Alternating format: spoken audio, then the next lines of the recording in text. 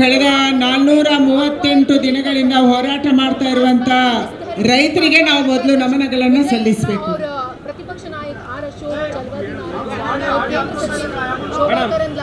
ಈ ಹೋರಾಟ ಯಾಕೆ?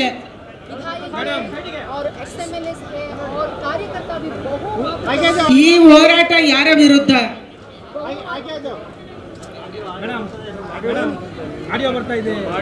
ಕಳೆದ 3 ವರ್ಷಗಳಿಂದ ಇರುವಂತ ಸರ್ಕಾರ 438 ದಿನಗಳಿಂದ ಹೋರಾಟ ಮಾಡ್ತಾ ಇರುವಂತ ರೈತರನ್ನ ಒಂದು ಬಾರಿನೂ ಮಾತಾಡಕ್ ಹೋಗಿಲ್ಲ. ಸಿದ್ದರಾಮಯ್ಯನವರ ನೇತೃತ್ವದ ಸರ್ಕಾರ ಇತ್ತು. ಈಗ DK ಶಿವಕುಮಾರ್ ಅವರ ನೇತೃತ್ವದ ಸರ್ಕಾರ ಬೆಂಗಳೂರಿನ ಪಕ್ಕದಲ್ಲೇ ಬಿಡದಿಯಲ್ಲಿ ರೈತರು ಹೋರಾಟವನ್ನು ಮಾಡ್ತಾ ಇದ್ದಾರೆ. ಅವರ ನೋವೇನು, ಅವರ ಸಂಕಷ್ಟ ಏನು, ಅವರ ಅಭಿಪ್ರಾಯ ಏನು, ಅವರ ಭಾವನೆ ಏನು, ಇದನ್ನು ತಿಳ್ಕೊಳ್ಳುವಂತ ಗೋಜಿಗೂ ಕೂಡ ಸರ್ಕಾರ ಹೋಗಿಲ್ಲ.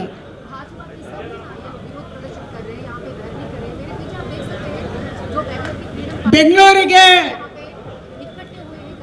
ಗ್ರೇಟರ್ ಬೆಂಗಳೂರು ಟೌನ್ಶಿಪ್ ಯಾಕೆ ಬೇಕು?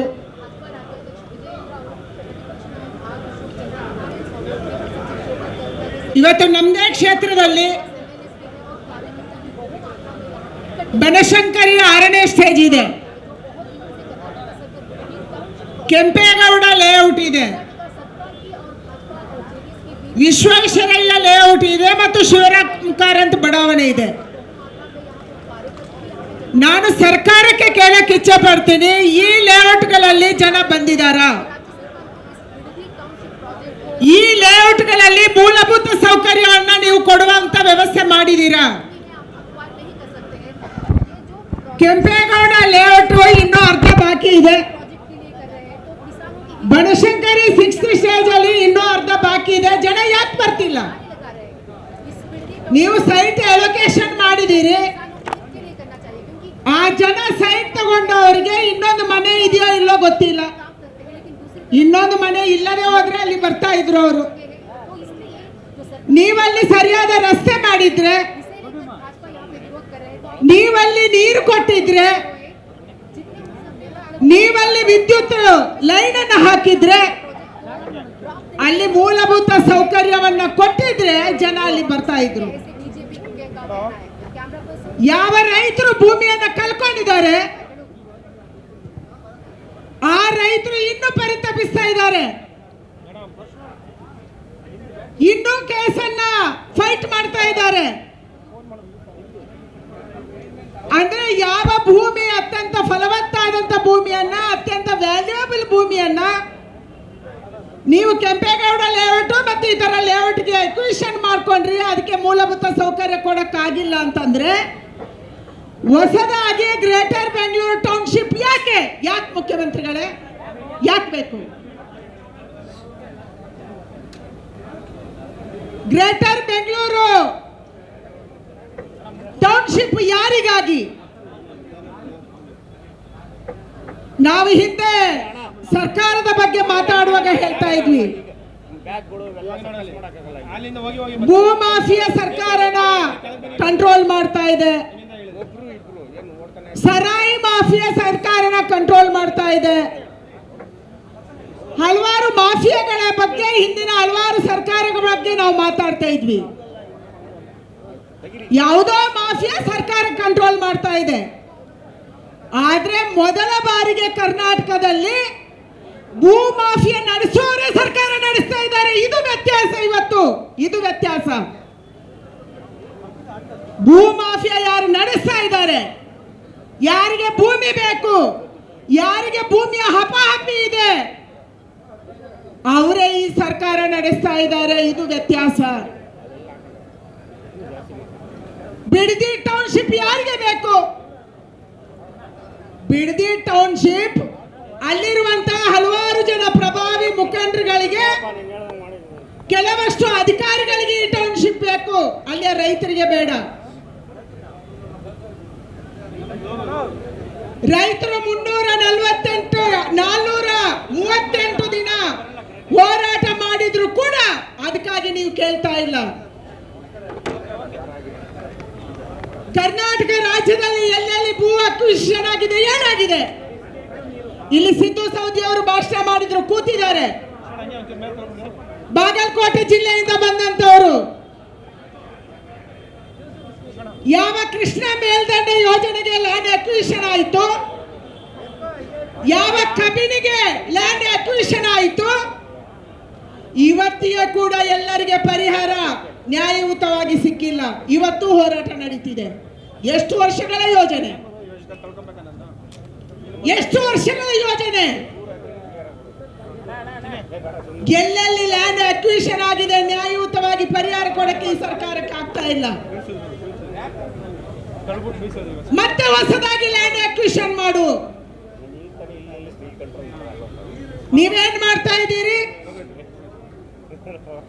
ಈಗಾಗಲೇ 3 ಗ್ರಾಮಗಳಿಗೆ ಫೈನಲ್ ನೋಟಿಫಿಕೇಶನ್ ಹೊರಡಿಸಿದ್ದೀರಿ. ಬೈರಮಂಗಲ ಮತ್ತು ಸುತ್ತಮುತ್ತದ ಎಲ್ಲ ಹಳ್ಳಿಗಳಿಗೆ ನೀವು 25 ಹಳ್ಳಿಗಳಲ್ಲಿ ಸುಮಾರು 8,000 ಎಕರೆ ಜಮೀನನ್ನು ನೀವು ವಶಪಡಿಸಿಕೊಂತಾ ಇದ್ದೀರಿ. ಈ 8,000 ಹಳ್ಳಿಗಳಲ್ಲಿ ಜನ ರಾಗಿ ಬೆಳೀತಿದ್ದಾರೆ, ಹೊಟ್ಟೆಯ ಹಿಟ್ಟಿಗಾಗಿ. ಕಮರ್ಷಿಯಲ್ ಕ್ರಾಪ್ ಬೆಳೀತಾ ಇದ್ದಾರೆ, ಮಲ್ಟಿ ಕ್ರಾಪ್ ಬೆಳೀತಾ ಇದ್ದಾರೆ, ತೆಂಗು ಬೆಳೀತಾ ಇದ್ದಾರೆ, ರೇಷ್ಮೆ ಬೆಳೀತಾ ಇದ್ದಾರೆ, ಮಾವು ಬೆಳೀತಾ ಇದ್ದಾರೆ, ಕೆರೆ ಕಟ್ಟೆಗಳಿದ್ದಾವೆ, ನೀರಿನ ಸೋರ್ಸ್ ಇದೆ. ಇದೆಲ್ಲವನ್ನ ನೀವು ನಾಶ ಮಾಡಕ್ಕೆ ಹೊರಟಿದ್ದೀರಿ. ಮತ್ತು ಈ 2 ಗ್ರಾಮ ಪಂಚಾಯಿತಿಗಳ ಕೆಲವು ಭಾಗ ಟೆರೈನ್ ಪ್ರದೇಶ ಇದೆ. ವಿಜ್ಞಾನಿಗಳು ಹೇಳ್ತಾರೆ, ಈ ಟೆರೈನ್ ಪ್ರದೇಶದ ಕಾರಣಕ್ಕಾಗಿ ಬೆಂಗಳೂರಿನ ಸುತ್ತಮುತ್ತ ಮಳೆ ಬರುತ್ತೆ, ನೀರು ಶೇಖರಣೆ ಆಗುತ್ತೆ. ಈ ಭೂಮಿ ಫಲವತ್ತಾಗಿ ಇರೋದಕ್ಕೆ ಕಾರಣೀಕರ್ತ ಆಗಿದೆ ಅಂದ್ರೆ ಈ ಎಲ್ಲ ಭೂಮಿಯನ್ನ ನೀವು ನಾಶ ಮಾಡುವವರಿದ್ದೀರಿ, ಕಾಂಕ್ರೀಟ್ ಕಟ್ಟಡ ಮಾಡುವವರಿದ್ದೀರಿ. ಈಗಲೇ ಕರ್ನಾಟಕ ರಾಜ್ಯದಲ್ಲಿ ಬರಗಾಲ ಕಾಡ್ತಾ ಇದೆ. ನಾವು ಮಾಡಿರುವಂತ ತಪ್ಪಿನ ಕಾರಣಕ್ಕಾಗಿ, ಕಾಂಕ್ರೀಟ್ ಕಟ್ಟಡದ ಕಾರಣಕ್ಕಾಗಿ, ಭೂಮಿಯ ತಾಪಮಾನ ಹೆಚ್ಚಾಗಿರುವ ಕಾರಣಕ್ಕಾಗಿ ಇವತ್ತು ಪರಿಸರದಲ್ಲಿ ವ್ಯತ್ಯಾಸ ಆಗ್ತಾ ಇದೆ. ಮಳೆ ಬಂದ್ರೆ ಮಳೆನೇ ಬರುತ್ತೆ, ಮಳೆ ಬಂದಿಲ್ಲ ಅಂದ್ರೆ ಬರೋದೇ ಇಲ್ಲ. ಆ ಪರಿಸ್ಥಿತಿಗೆ ನಾವು ಬಂದಿದ್ದೀವಿ. ಗ್ರೇಟರ್ ಬೆಂಗಳೂರು ಟೌನ್ಶಿಪ್ ಯಾರಿಗೆ? ಮೂಲ ನಿವಾಸಿಗಳು ಯಾರು?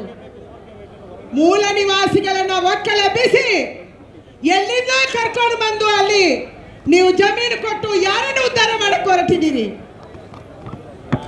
ಬೆಂಗಳೂರಲ್ಲಿ ಜಮೀನು ಪಡ್ಕೊಂಡಂತವ್ರು ಯಾರು? ನೀವು ಸರ್ವೆ ಮಾಡಿದ್ದೀರಾ? ಮನೆ ಕೊಟ್ಟರೆ ಯಾರಿಗೆ ಕೊಡ್ತಾ ಇದ್ದೀರಿ? ನಾವು ಕೆಲವರನ್ನು ಒಕ್ಕಲೆಬ್ಸಿದ್ವಿ. ಮೊನ್ನೆ ಹೆಬ್ಬಾಳದಲ್ಲಿ ನಾವು ಹೋಗಿದ್ವಿ, ನಮ್ದ ಕ್ಷೇತ್ರದ ಹಲವಾರು ಭಾಗಕ್ಕೆ ಹೋದ್ವಿ. ಅಲ್ಲಿ ರೋಹಿಂಗ್ಯಾಗಳಿದ್ರು, ಬಾಂಗ್ಲಾದೇಶಿಗಳಿದ್ರು.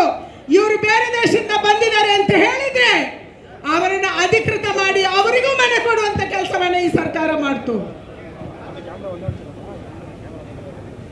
ಇವತ್ತು ಕರ್ನಾಟಕ ರಾಜ್ಯದ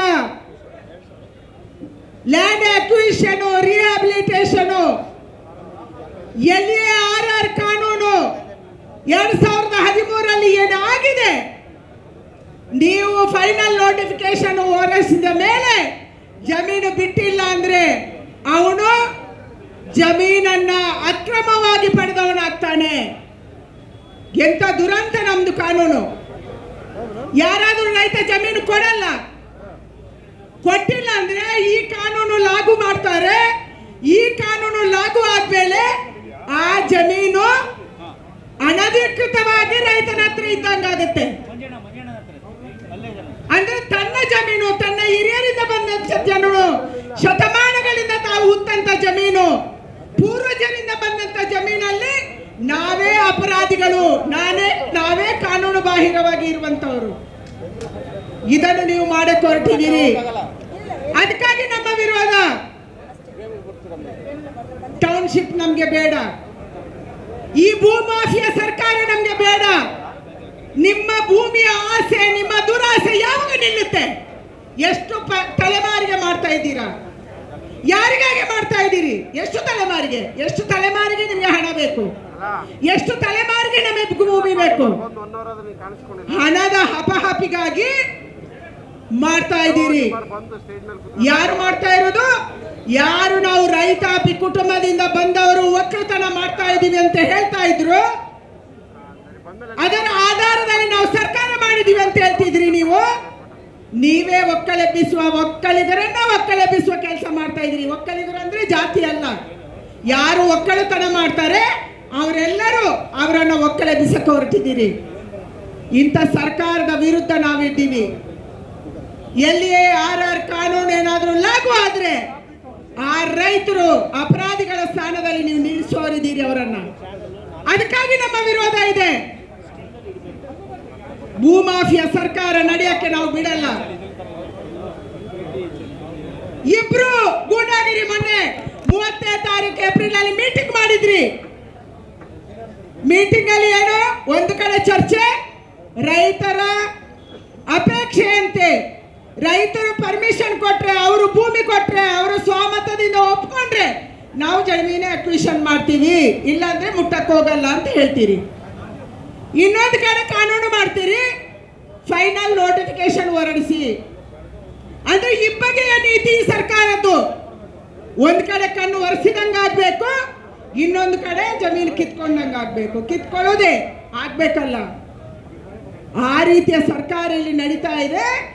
ಇಲ್ಲಿ ಭೂ ಮಾಫಿಯಾ ಸರ್ಕಾರ ಕೂತಿದೆ. ಈ ವಿಧಾನಸೌಧದಲ್ಲಿ ನ್ಯಾಯಯುತವಂತ ಸರ್ಕಾರ ಕೂತಿಲ್ಲ ಬಂಧುಗಳೇ. ರೈತರಿಗೆ ನ್ಯಾಯ ಕೊಡುವ ಸರ್ಕಾರ ಕೂತಿಲ್ಲ, ಜನಕ್ಕೆ ನ್ಯಾಯ ಕೊಡುವ ಸರ್ಕಾರ ಕೂತಿಲ್ಲ. ಈ ಸರ್ಕಾರ ಭೂ ಮಾಫಿಯಾದ ಪರವಾಗಿದೆ. ತಾನೇ ಭೂ ಮಾಫಿಯಾ ನಡೆಸುವಂತ ಸರ್ಕಾರ ಇಲ್ಲಿ ಕೂತಿದೆ. ಮಹಿಳಾ ವಿರೋಧಿ ಸರ್ಕಾರ. ಕೇಸ್ ಹಾಕಿದ್ರಿ ನೀವು. ಯಾರ ವಿರುದ್ಧ ಕೇಸು? ಯಾರು ಹೋರಾಟ ಮಾಡ್ತಾರೆ ಅವರ ವಿರುದ್ಧ ಕೇಸು. ಯಾರ ಅಧಿಕಾರಿಗಳಿಗೆ ಹೆದರಿಸಿ ಓಡಿಸಿದ್ರೆ ಅವರ ವಿರುದ್ಧ ಕೇಸು. ಆದ್ರೆ ಯಾವ ಆನಂದದಲ್ಲಿ ಕೇಸ್ ಆಯ್ತು? ನಮ್ಮ ಶಿವನಿಗೆ ಅಪಮಾನಕ್ಕೆ ಮಾಡಕ್ಕೆ ಹೊರಟಿದ್ರು, ಅವರ ಕೇಸು ವಾಪಸ್ ತಗೊಂಡ್ರಿ. ಯಾವ DJ ಅಲ್ಲಿ KJ ಅಲ್ಲಿ ಪೊಲೀಸ್ ಸ್ಟೇಷನ್ ಸುಟ್ರು, ಆ ಕೇಸು ವಾಪಸ್ ತಗೊಂಡ್ರಿ. ಇಲ್ಲಿ ಹುಬ್ಬಳ್ಳಿಯ ಶಾಸಕರು ಕೂತಿದ್ದಾರೆ, ಹುಬ್ಬಳ್ಳಿಯ ಪೊಲೀಸ್ ಸ್ಟೇಷನ್ ಅನ್ನ ಸುಡಕ್ಕೆ ಹೊರಟ್ರು, ಆ ಕೇಸನ್ನು ವಾಪಸ್ ತಗೊಂಡ್ರಿ. ಒಂದು ಕಡೆ ದೇಶ ವಿರೋಧಿಗಳ, ದೇಶಕ್ಕೆ ವಿರೋಧ ಮಾಡುವವರ, ಕಾನೂನು ವಿರೋಧಿಗಳ, ಪಾಕಿಸ್ತಾನ ಜಿಂದಾಬಾದ್ ಅಂತ ಹೇಳಿದವರ ಕೇಸ್ಗಳನ್ನ ವಾಪಸ್ ತಗೊಂತೀರಿ. ಇನ್ನೊಂದು ಕಡೆ ರೈತರ ಮೇಲೆ ಯಾರು ನಮ್ಗೆ ಅನ್ನ ಕೊಡ್ತಾರೆ, ಯಾರು ನಮ್ಗೆ ಹಾಲು ಕೊಡ್ತಾರೆ, ಯಾರು ನಮ್ಗೆ ತರಕಾರಿ ಕೊಡ್ತಾರೆ, ಯಾರು ನಮ್ಗೆ ಹಣ್ಣು ಕೊಡ್ತಾರೆ, ಅವರ ಮೇಲೆ ಕೇಸ್ ಹಾಕಕ್ಕೆ ಹೊರಟಿದ್ದೀರಿ. ಯಾವ ಸರ್ಕಾರ ಇದು? ಯಾವ ರೀತಿಯ ಸರ್ಕಾರ ಇದು? ಅದಕ್ಕಾಗಿ ರೈತ ವಿರೋಧಿ ಸರ್ಕಾರ. ಈ ಕೂಗು ಇವತ್ತು ಕೇವಲ ಇಲ್ಲಲ್ಲ, ಇಡೀ ರಾಜ್ಯದಲ್ಲಿ ಮೊಳಗಬೇಕು. ಬರ ಬಂದ್ರೆ ನೀವು ಹೋಗಲ್ಲ, ನೆರೆ ಬಂದ್ರೆ ನೀವು ಹೋಗಲ್ಲ, ಬರಕ್ಕೆ ಪರಿಹಾರ ಕೊಡಲ್ಲ, ನೆರೆಗೆ ಪರಿಹಾರ ಕೊಡಲ್ಲ. ಇಲ್ಲಿ ಸರ್ಕಾರ ಇಲ್ಲ. ಕಳೆದ 3 ವರ್ಷದಿಂದ ಏನ್ ನೋಡಿದೀವಿ ನಾವು? ಮುಖ್ಯಮಂತ್ರಿ ಕುರ್ಚಿಯನ್ನು ಉಳಿಸ್ಕೊಳ್ಳುವವರು, ಮುಖ್ಯಮಂತ್ರಿ ಹೊಸದಾಗಿ ಕುರ್ಚಿ ಆಗುವವರು. ಸಿದ್ದರಾಮಯ್ಯ ಕುರ್ಚಿ ಉಳಿಸ್ಕೋಬೇಕಿತ್ತು, DK ಶಿವಕುಮಾರ್ ಮುಖ್ಯಮಂತ್ರಿ ಆಗ್ಬೇಕಿತ್ತು. ಅದು ಹೋರಾಟ ನಡೆಯಿತು 2.5-3 ವರ್ಷಗಳ ಕಾಲ. ಕಳೆದ 1 ತಿಂಗಳಿಂದ ಅಹಂಕಾರದ ಸರ್ಕಾರ, ದರ್ಪದ ಸರ್ಕಾರ, ಬಾಡಿ ಲ್ಯಾಂಗ್ವೇಜು, ಮಾತಾಡುವ ಶೈಲಿ, ನಾನು ಕಿತ್ಕೊಂತೀನಿ, ನಾನು ಮಾಡಿದ್ದೇ ಕಾನೂನು. ಅಣ್ಣ, ನೀವು ಮಾಡಿದ್ದು ಕಾನೂನು ಅಲ್ಲ. ಪ್ರಜಾತಂತ್ರ ವ್ಯವಸ್ಥೆಯಲ್ಲಿ ಸಂವಿಧಾನದ ಆಧಾರದಲ್ಲಿ ಕಾನೂನು ನಡೆಯುತ್ತೆ. ನೀವು ಮಾಡಿದ್ದು ಕಾನೂನು ಆಗಲ್ಲ. ಮುಖ್ಯಮಂತ್ರಿಗಳೇ, ನೀವು ಮಾಡಿದ್ದು ಕಾನೂನು ಆಗಲ್ಲ. ಕಾನೂನಿಗೆ ಆಕ್ಟ್ ಇದೆ. ಆಕ್ಟಿನ ಆಧಾರದಲ್ಲಿ ಕಾನೂನು ನಡಿಬೇಕು, ಸರ್ಕಾರ ನಡಿಬೇಕು, ಅಧಿಕಾರಿಗಳು ನಡಿಬೇಕು. ಆದ್ರೆ ಇವತ್ತು ಈ ಸರ್ಕಾರ ದರ್ಪದಿಂದ ನಡೆಸಕ್ಕೆ ಹೊರಟಿದ್ದೀರಿ, ನೀವು ಅಹಂಕಾರದಿಂದ ನಡೆಸಕ್ಕೆ ಹೊರಟಿದ್ದೀರಿ. ಕಿತ್ಕೊಂಡ್ರೆ ಏನ್ ಮಾಡ್ತೀರಿ ಅನ್ನುವಂತ ದುರಾಂಕಾರದಲ್ಲಿ ನೀವು ಮೆರಿತಾ ಇದ್ದೀರಿ. ಇದನ್ನು ಈ ರಾಜ್ಯದ ಜನ ಒಪ್ಪಲ್ಲ. ಯಾರು ಈ ದುರಾಂಕಾರದಿಂದ ನಡ್ಕೊಂಡಿದ್ದಾರೆ ಅವರನ್ನ ಮಣ್ಣು ಪಾಲು ಮಾಡಿದಂತ ರಾಜ್ಯದ ಜನತೆ ಈ ರಾಜ್ಯ ಸರ್ಕಾರಕ್ಕೆ ತಕ್ಕ ಪಾಠವನ್ನು ಕಲಿಸಬೇಕನ್ನುವಂತ ಆಗ್ರಹವನ್ನು ನಾನು ಮಾಡ್ತಾ ಇದ್ದೀನಿ. ಹೋರಾಟ ಕೇವಲ ಬಿಡದಿಗೆ ಸೀಮಿತ ಅಲ್ಲ. ಇವತ್ತು ನಮ್ಮದು ಬಿಡದಿದ್ದು ಬೆಂಗಳೂರಿದ್ದು, ನಾಳೆ ಇನ್ನೊಂದು ಕಡೆ ಹೋಗ್ತಾರೆ. ಎಲ್ಲೆಲ್ಲಿ ಕಿಮ್ಮತ್ತಾದ, ಎಲ್ಲೆಲ್ಲಿ ಚೆನ್ನಾಗಿರುವ ವ್ಯಾಲ್ಯೂಯಬಲ್ ಜಮೀನಿದೆ ಅದನ್ನು ಕಿತ್ಕೊಂಡು ಸ್ವಂತಕ್ಕೆ ಉಪಯೋಗ ಮಾಡುವಂತ ಎಷ್ಟು ಪರ್ಸೆಂಟೇಜ್ ಬರುತ್ತೆ, ಯಾರು ಎಷ್ಟು ನಮ್ಗೆ ಕೊಡ್ತಾರೆ, ಎಷ್ಟು ನಮ್ಮ ಮನೆಗೆ ಬ್ಯಾಗ್ ಬರುತ್ತೆ, ರಾತ್ರಿ ಎಷ್ಟು ವ್ಯವಹಾರ ಆದ ಮೇಲೆ ನಾವು ಮನೆಗೆ ಹೋಗಿ ಮಲಗ್ತೀವಿ. ಇಂಥ ಲೆಕ್ಕಾಚಾರ ಮಾಡುವಂತ ಸರ್ಕಾರ ಇಲ್ಲಿದೆ. ಅದಕ್ಕಾಗಿ ನಮ್ಮ ವಿರೋಧ ಇದೆ ಬಂಧುಗಳೇ. ಈ ಹೋರಾಟ ಆರಂಭ ಮಾತ್ರ, ಇದರ ಅಂತ್ಯ ಈ ಸರ್ಕಾರವನ್ನ ವಿಧಾನಸೌಧದಿಂದ ಕಿತ್ತಾಗುವ ತನಕ ನಾವು ಹೋರಾಟವನ್ನ ಮಾಡಬೇಕಾಗಿದೆ ಅನ್ನುವಂತ ಮಾತನ್ನ ಹೇಳಿ ನಮ್ಮ ಹೋರಾಟವನ್ನ ನಿರಂತರವಾಗಿ ಮಾಡ್ತೀವಿ. ಬಿಡದಿ ರೈತರ ಜೊತೆ ನಾವಿದ್ದೀವಿ. ಬಿಡದಿ ರೈತರಿಗಾಗಿ ನಾವು ಹೋರಾಟ ಇವತ್ತೇನು ಮಾಡಿದೀವಿ ಅದು ಮುಂದುವರಿಯುತ್ತೆ ಅನ್ನುವಂತ ಮಾತನ್ನ ಹೇಳಿ ನಿಮ್ಮೆಲ್ಲರಿಗೆ ವಂದನೆಯನ್ನ ಸಲ್ಲಿಸಿ ನನ್ನ ಮಾತು ಮುಗಿಸ್ತೀನಿ. ಬೋಲೋ ಭಾರತ್ ಮಾತಾ ಕಿ, ಬೋಲೋ ಭಾರತ್ ಮಾತಾ ಕಿ, ಜೈ ಜವಾನ್, ಜೈ ಜವಾನ್, ಜೈ ಜವಾನ್. ಬಿಡದಿಯ ರೈತರ ಹೋರಾಟಕ್ಕೆ, ಬಿಡದಿಯ ರೈತರ ಹೋರಾಟಕ್ಕೆ, ಕರ್ನಾಟಕ ರಾಜ್ಯದ ರೈತರ ಹೋರಾಟ